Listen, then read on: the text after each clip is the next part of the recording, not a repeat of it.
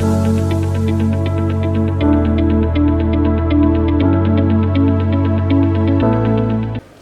selamat pagi sahabat Obsasi Rabain.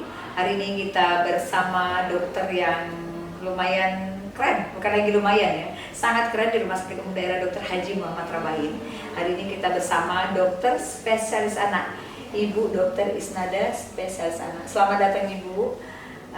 Sahabat Obsasi Rabain, alhamdulillah kita dalam keadaan sehat bisa bertemu kembali di Obsasi Rabain, di mana hari ini kita mengangkat tema adalah penanganan diare. Kenapa kita mengangkat tema penanganan diare? Karena di Rumah Sakit Umum Daerah Dr. Haji Muhammad Rabain dalam 1 pekan terakhir mengalami peningkatan kasus rawat inap di rumah sakit kita. Untuk itu kita sudah bersama narasumber yang luar biasa. Kita dibagi informasi terkait kenapa kasus rawat inap anaknya tinggi.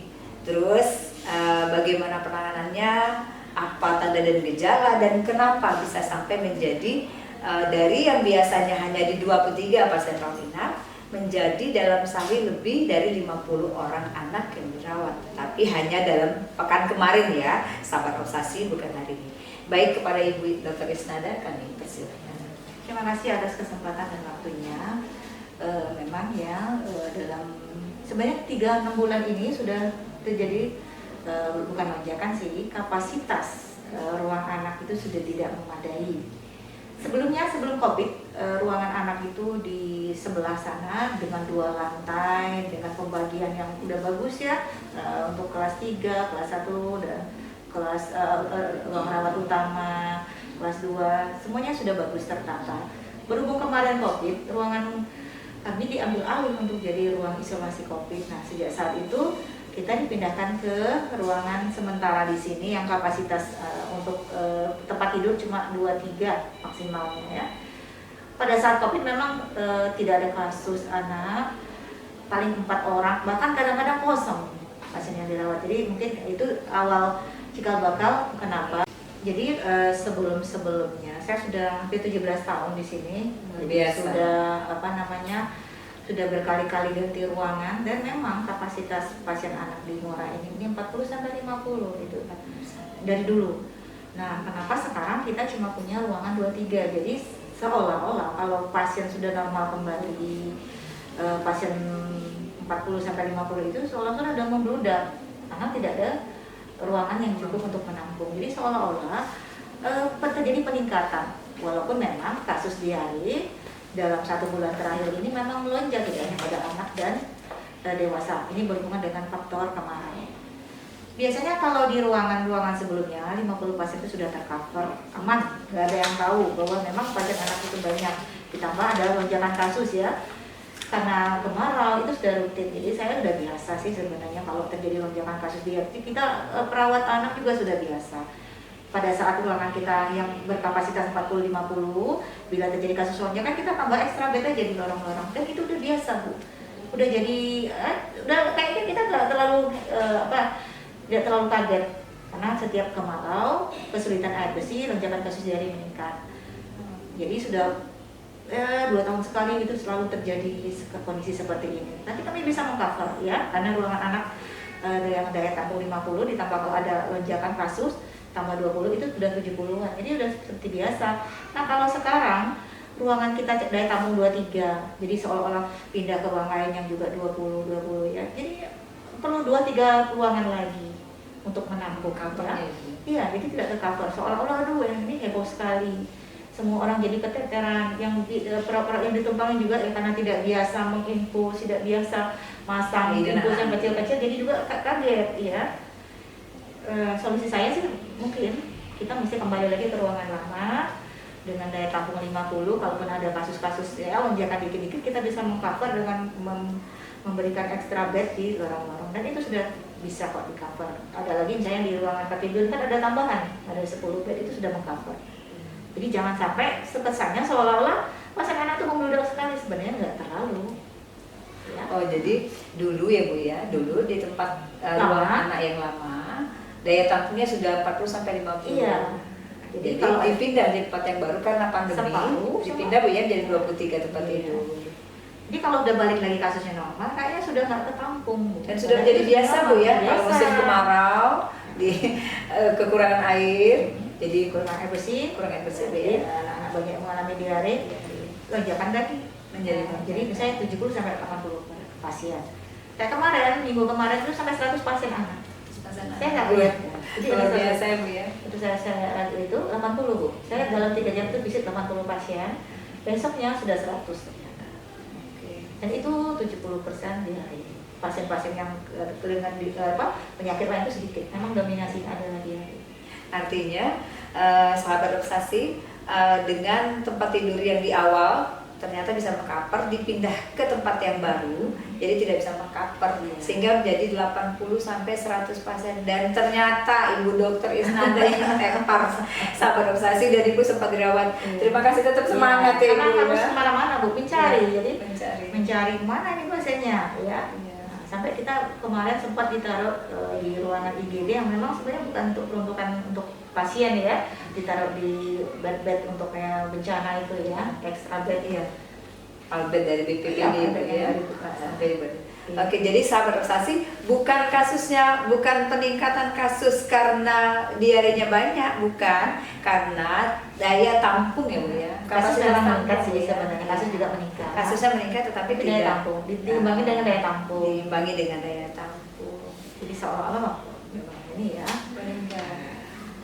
Oke, baik Ibu, dengan peningkatan atau lonjakan pasien dan kasusnya juga Ibu ya berbarengan, kira-kira apa yang bisa disampaikan ke sahabat obsesi terkait penanganannya Ibu? Silakan. Ya, pertama kita kenali dulu diare itu ya, bahwa diare adalah frekuensi dan bentuk BAB kita yang tidak normal. Frekuensinya lebih dari 3 kali dalam sehari dan bentuknya jadi lembek atau cair. Kalau itu terjadi, nah Ibu disebut diare. Tinggal kita mengenali derajat dehidrasinya. Kalau dia masih ringan sedang, masih bisa minum, matanya tidak cekung, cubitan ke perutnya masih bagus, cukup di rumah. Oh gitu. Di rumah dengan apa? Dengan pemberian cairan juga, oralit, jangan air putih. Kalau air putih aja kembung nanti anak Ibu ya. Beri oralit. Nah tadi kalau misalnya oralit nggak ada, gimana? Ya, kalau menurut saya sih di sini banyak jual oralit ya. Oke lah, mungkin di pelosok yang kehabisan oralit bisa buat larutan gula garam, ya biasanya air tajin atau ya dogat sekalian kalau memang bisa ya. Asal cairan masuk ya Bu ya, segera ada cairan pengganti yang masuk kan dia buang air besar banyak nih mencet muntah, ada cairan yang masuk lagi biar imbang ya, tidak defisit cairannya. Jadi yang pertama adalah cairan boleh oralit kalau ada, atau tadi ya yang larutan rumah tangga yang mudah, larutan gula garam bikin sendiri. Kemudian zinc itu utama sekali karena manfaatnya banyak untuk menurunkan kejadian lama diare ya, mencegah diare, mempercepat proses penyembuhan diare. Dan yang ketiga yang tak kalah penting, kita memberikan ASI. Kalau anak masih ASI, lanjutkan ASI, atau kalau dia makan minum apa waktu pada saat dia sehat, dilanjutkan aja, nggak usah dipuasakan ya. Dan tidak semua diare itu memerlukan antibiotik, hanya selektif ya. Kebanyakan penyebab diare itu ada 3. Pertama adalah rotavirus, ini yang paling sering ya, karena virus. Namanya virus, nanti sembuh sendiri, nggak usah dikasih apa-apa, cukup cairan zinc aja udah sembuh. Yang kedua bakteri atau kuman ya. Kuman ini apa? Kuman tipes biasanya Bu. Jadi diarenya masih berbentuk, baunya busuk sekali. Nah ini boleh diberikan antibiotik ya. Yang ketiga karena parasit, cacing dan sebagainya, tapi pada anak besar. Tapi kalau pada saat sering terjadi KLB diare seperti sekarang ini biasanya tuh rotavirus ataupun karena kuman ya. Intinya apa? Cairan dan zinc itu aja, nggak usah dikasih obat-obat untuk memampetkan ya, nggak ada gunanya, malah mempersulit, memperlama diare. Kalau rotavirus 4-5 hari sembuh sendiri gara-gara dikasih obat pemampet, nanti lama, 2 mingguan baru selesai, kembung pula, nah, dirawat, jadi lebih lama kita pemulihan ususnya. Oh itu ya? Ya, jadi karena kita diharapkan memberikan obat-obat pemampet. Berarti ada kurang pemahaman ya Bu ya, di masyarakat ya Bu ya. Jadi kalau anak diare misalnya karena virus itu 4-5 hari lah terus berlangsung akan sendiri. Anak nggak bisa khususnya dikasih obat supaya berhenti, ngapain, biar aja semua virusnya keluar ya. Itu memang butuh proses. Asal minumnya mau, aman dia di rumah. Tapi kalau memang sudah tidak sanggup minum, dehidrasi ya harus dirawat. Karena kematian karena diare itu karena kekurangan cairan, simple. Gara-gara nggak cepat dapat cairan, dia gagal ginjal, kering, Bu, akhirnya apa? Meninggal. Jarang ya Bu ya. Ya, ada juga sih kasusnya kemarin ada beberapa. Jangan sampai ke sepele sekali obat diare itu cairan ya, nggak mampu minum ya diinfus itu aja. Tapi bukan air putih ya Bu? Iya. soalnya di masyarakat awam Banyak minum banyak minum Ibu air putih. Ternyata maksudnya bukan air putih ya Bu ya. air yang mengandung elektrolit. Air yang mengandung elektrolit. Kayaknya apa ya? Itu tadi ya oralit yang udah diukur, udah sesuai tadi ya Bu. Ya itu sih cairan rumah tangga. Cairan Kayak kita tidak ada akar rotan pun jadi ya. Air tajin ya Bu. Ya, tapi bukan itu yang kita harapkan ya. Kalau perlu sedia stok aja. Ya stok diare dan zinc karena ini lagi musim Oralit dan wabah. zinc. Sediakan oralit dan zinc di rumah. Kalau memang susah buatnya Bu ya, kandungan apa nanti komposisinya juga nggak benar, siapin aja. Mengenali tanda dehidrasi tadi ya, mata cekung, anaknya lemes, tidak minum muntah, udah bawa aja. Udah nggak sanggup ini diminum, dikasih oralit di rumah ya. Segera ya Bu ya, segera sahabat Rabain dibawa ya, karena kadang-kadang kematiannya karena kekurangan cairan, padahal bisa ditangani dengan cairan ya. Bukan sakit yang berat sekali Bu, kalau penyakit yang lain kan memang berat. Ini cuma cairan aja obatnya. Jadi harus segera Bu ya, Iya. cairannya direhidrasi. Iya, istilahnya. rehidrasi, kembalikan cairannya. Oh, artinya pada saat kita melihat di UGD kita Bu ya, Iya. di rumah sakit kita kan di UGD ada beberapa pasien anak-anak yang banyak diletakkan karena dia direhidrasi. Direhidrasi. Jadi sahabat Rabain jangan bertanya kenapa Lama di UGD, kenapa ditahan. tidak ditahan Bu? Itu kemarin sempat jadi ini, jadi pertanyaan. Ada berapa jam itu Bu limitnya Bu? Kalau dehidrasi ringan sedang sih bisa 4 jam gitu ya. Tapi kalau berat, kalau anaknya besar 3 jam, kalau anaknya di Boston bisa 6 jam. Jadi itu butuh pantauan. Artinya kalau sahabat 6 jam. sahabat Rabain, sahabat obsesi Rabain melihat ada pasien anak-anak numpuk di UGD, pasiennya semakin umurnya kecil Bu ya? Iya, masih semakin lama ya Bu ya hidrasinya. Iya. Oke. Jadi memang kita butuh pantauan ya, karena kalau dia tanda dehidrasi sudah dehidrasi sudah teratasi, anaknya sudah pipis, ini baru dalam level aman, baru kita pindahkan ke bangsal. Jadi dilihat juga Bu ya, sudah pipis, artinya memang sudah masuk cairan. Matanya sudah tidak cekung ya, sudah hilang tanda dehidrasi. Baru stabil, baru kita pindahkan ke ruangan. Bukan untuk menahan orang, bukan. Itu juga ya Bu ya. Iya. Kesannya di rumah sakit kita di UGD numpuk Bu, nggak dikirim, kenapa nggak dikirim ke ruangan? Ternyata itu sahabat obsesi Rabain. Nah, di UGD ada dokter jaga yang akan mengevaluasi, karena di ruangan nanti nggak ada. Ya. Oke. Selanjutnya dari satu lagi ada closing statement Bu. Iya.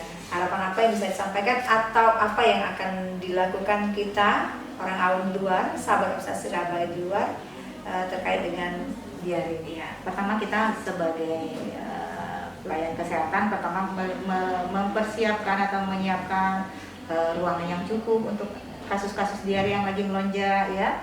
Kemudian ya untuk para petugas kesehatan mungkin harus ekstra ya, karena kasus yang meningkat mungkin yang bukan perawat khusus anak, yang perawat lain pun harus membantu gitu ya. Jadi yang penting ya siapkan tempat, siapkan fasilitas SDM-nya. Kemudian untuk masyarakat luas ya, memang kita sekarang berhadapan dengan kemarau yang panjang, sumber air yang kurang baik ya. Jadi kita harus berikan anak kita air bersih ya, pastikan dia mengkonsumsi air bersih. Kemudian kalau anak diare nggak apa-apa, kasih cairan oralit, kasih zinc ya. Kenali tanda bahayanya. Kalau dia memang ada tanda bahaya, tidak bisa diberikan oralit secara minum oral, ya kita harus segera merujuknya untuk mencegah kematian karena diare. Meninggalnya orang diare itu karena kekurangan cairan aja ya. Simple. Jadi kalau kita cepat atasi kekurangan cairannya, insya Allah dia akan segera membaik. Jadi dengan perilaku hidup bersih sehat, dengan kita mewaspadai tanda dehidrasi dan memberikan penanganan awal dulu di rumah, mudah-mudahan kita bisa menekan lonjakan kasus diare supaya tidak terjadi lagi kelak di kemudian hari. Yang paling penting itu adalah ASI adalah makanan terbaik yang salah satu faktor resiko untuk mencegah diare. Anak yang kebanyakan dirawat di sini anak yang tidak ASI. Itu ASI berperan penting ya. Rata-rata yang dirawat itu yang tidak ASI. Kalau anak ASI Bu, di dalam ASI itu sudah ada semacam lactobacillus yang kita berikan pada saat dia diare, kita beli mahal-mahal karena di dalam ASI sudah banyak ya. Cairan ASI pun juga bisa untuk cairan orali ya. Jadi kalau anak masih ASI enak, suruh minum ASI aja sudah sama seperti minum orali dia. Udah komplit isinya ya. Jadi ASI aja. Paling penting itu ASI, sedia air bersih, perilaku hidup bersih sehat. Ya. Baik, terima kasih sahabat Obsasi Rabain. Terima kasih Bu Dokter Isnada spesialis anak.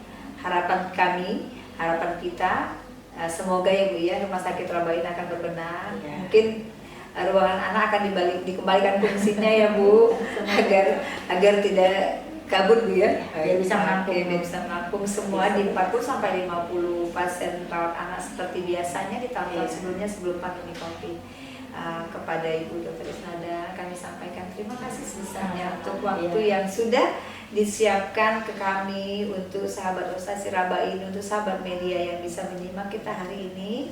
Semoga kita bisa bersama lagi dengan Ibu Dokter Isnada, tapi dengan materi yang berbeda, informasi yang berbeda, edukasi singkat yang berbeda. Kami akhiri hari ini, kami tutup dengan wabillahi taufiq wal hidayah. Wassalamualaikum warahmatullahi wabarakatuh. Lintas diare, 5 langkah tuntaskan diare. Jo.